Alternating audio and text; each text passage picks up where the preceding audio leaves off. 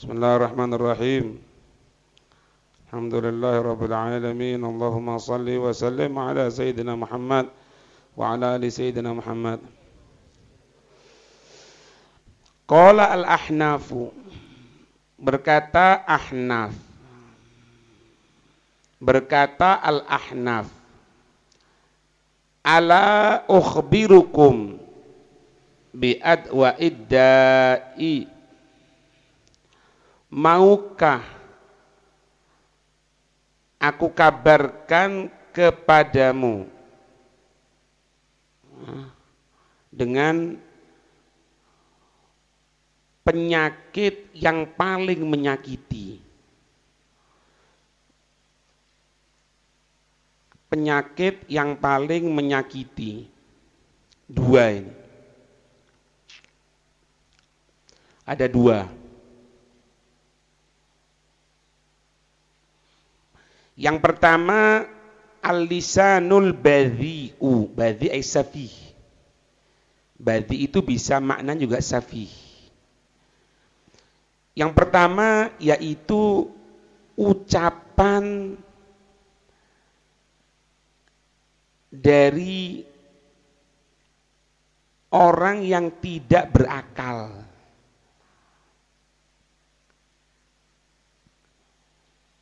Ucapan dari orang yang tidak berakal. Dalam kurung, bukan ucapan orang gila. Dalam kurung, bukan ucapan orang gila, koma, tapi yang dimaksud adalah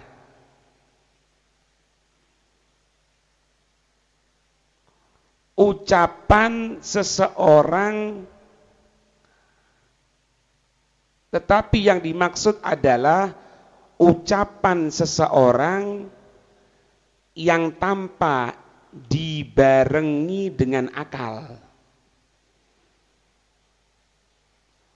Ucapan seseorang yang tanpa dibarengi dengan akal.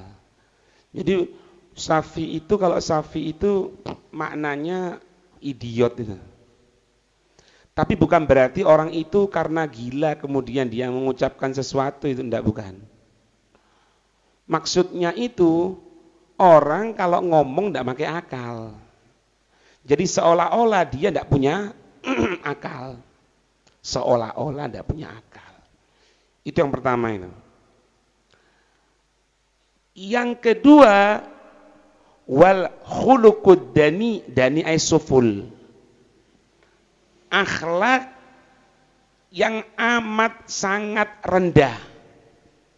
Yang kedua, akhlak yang amat sangat rendah. Dalam kurung, tidak berakhlak. Allah. Itu. Jadi kalau suful itu bawahan ya, tingkat bawahan. Bawahan. Tapi bukan berarti tadi itu, bukan orang bawahan. Kadang-kadang ada orang status ekonominya, status dalam masyarakatnya orang rendah. Tapi punya ilmu, sehingga omongannya bukan orang rendah. Ya. Tapi ada orang yang tingkat statusnya dalam masyarakat tingkat tinggi, tapi omongannya kotor. Ini yang dimaksud. Jadi orang kalau ngomong, orang yang tidak punya akhlak, akhlaknya akhlak rendah. Ya. Apa itu yang pernah di shootingan itu? Yang ada orang yang dianggap tidak waras di Hadramut di Yaman itu. Akhirnya dia mengucapkan kalimat-kalimat syair yang maknanya itu orang itu kalau sudah kena uang dia akan tunduk kepada uang tadi itu. Tahu ya? Ada itu. Dia pakaiannya ya gitu. Kadang-kadang akhir zaman itu rubba ash'ad aghbar matfum bil abwabi law aqsama 'ala Allah la abarrah. Ada orang yang gambarannya itu seolah-olah tingkat rendahan. Lah, menanggapi hadis seperti ini bukan berarti kita harus menjadi orang yang berdebu. Harus menjadi orang yang pakaiannya itu apa adanya sampai dia mampu menggunakan pakaian sempurna, mampu.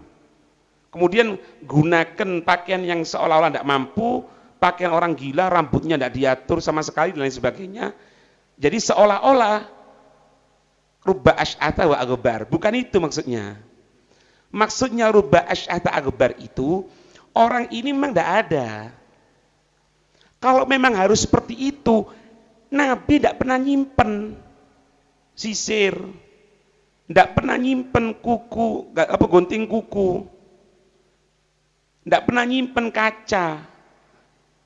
Tapi Nabi sampai doa kan, Allahumma hassin, Allahumma kama hassin khalqi fahassin khuluqi. Lah itu doa Nabi itu. Ya Allah, sebagaimana engkau baikkan penciptaanku ini, ya Nabi. Ya kita orang kan penciptaan bagus juga. Kita orang tidak seperti binatang loh, paling fi ahsani takwim. Paling sempurna kita orang ini. Iya kan? Sebagaimana engkau baikkan akhlakku, sebagaimana engkau baikkan keadaanku ini, penciptaanku ini, baikkan akhlakku. Berarti apa? Kalau punya rambut panjang ya dipotong. Wong laki kok udah panjang. Ngerti? Nah ini ndak. Ini memang ditolak sama orang, dianggap sepili, tapi kadang-kadang kalau doa dikabulkan sama Allah. Nah ini penyakit yang paling parah paling, lesan yang dari golongan orang rendahan ngomongannya seolah-olah rendahan, kemudian apa? Akhlak yang rendah. Alhamdulillah. Nah, sekarang apa yang dikatakan omongan buruk? Standarnya itu apa? Standar dikatakan sebagai omongan buruk atau kejelekan atau kemaksiatan. Wahaddul fuhsyi at-ta'biru 'anil umuri al-mustakbahati bil ibaratis sharihati. Tuh. Batasan yang dinamakan keburukan adalah batasan yang dikatakan keburukan adalah titik dua, urusan-urusan yang tidak disenangi secara apa? Normal, secara akhlak, secara normal atau secara akhlak mulia, secara normal atau secara akhlak mulia, dengan menggunakan kalimat-kalimat atau perbuatan-perbuatan yang jelas dan nampak. Yang jelas dan nampak. Kadang-kadang ada perbuatan tidak jelas. Cuma dia dengan perbuatan itu nutupi harga dirinya. Apa contohnya? Orang sholat jamaah. Ketika dia sholat jamaah, dia jadi imam. Kemudian keluar angin. Apa yang dilaksanakan? Nutupi hidung kan. Jadi seolah-olah dia itu mimisen. Untungnya makmumnya tidak ngerti VG. Kalau makmumnya semuanya ngerti VG kan tahu. Kurang ajar ngentut ini. Enggak mimisen, ngentut kok tidak ngerti. Ini kan gini. Dia dari mihrab kan gini kan. Sekarang orang berhadapan aja gini, itu tidak boleh merok gini. Apalagi pas itu bayang no pas inti ngomong sama anak kemudian lagi ini. Iya apa? Boleh enggak? Boleh. Nah, ini fuhush namanya. Fuhush itu nampak, jelas.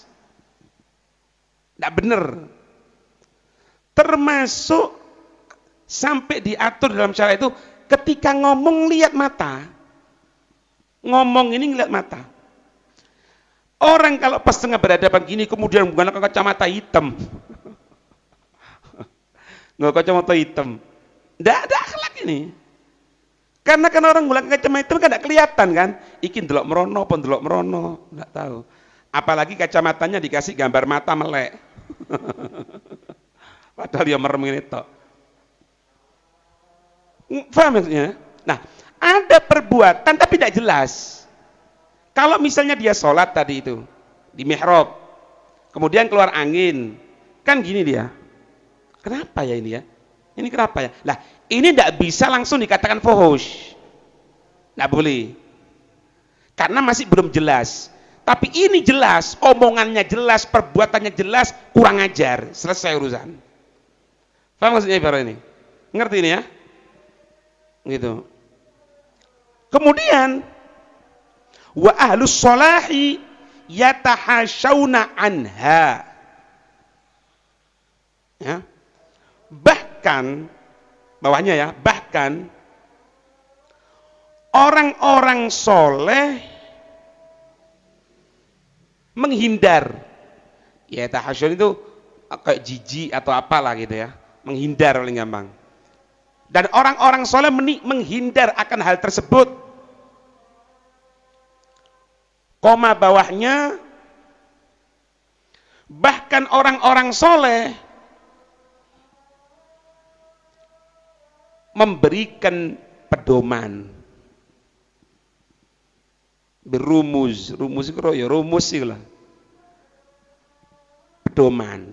Nanti ada pedomannya di sini, ada nanti pedomannya, pedoman tentang untuk jaga jangan sampai perbuatan lebih-lebih ucapan kita rendah.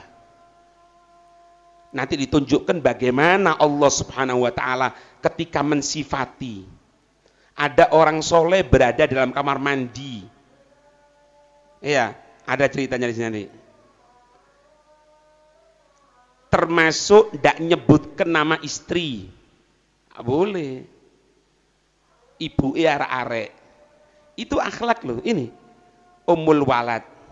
Ummul walad apa? Ibu arek-arek. Masya Allah menjawab loh. Sudah tahu loh. Berarti ngamalkan ihya dia. Iya, tidak boleh. Di Hadramut itu kalau ente ditanyai, ente punya saudara berapa? Ente sudah punya saudara laki-laki 2, perempuan 1. Punya saudara berapa? 3, 2. Punya saudara 2. Yang satunya disebutkan. Kenapa? Perempuan. Ketahuan namanya perempuan itu ketika nikah neto, wis.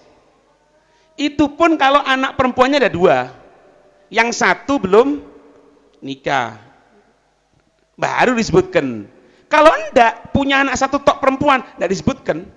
Bapaknya ngomong enggak disebutkan.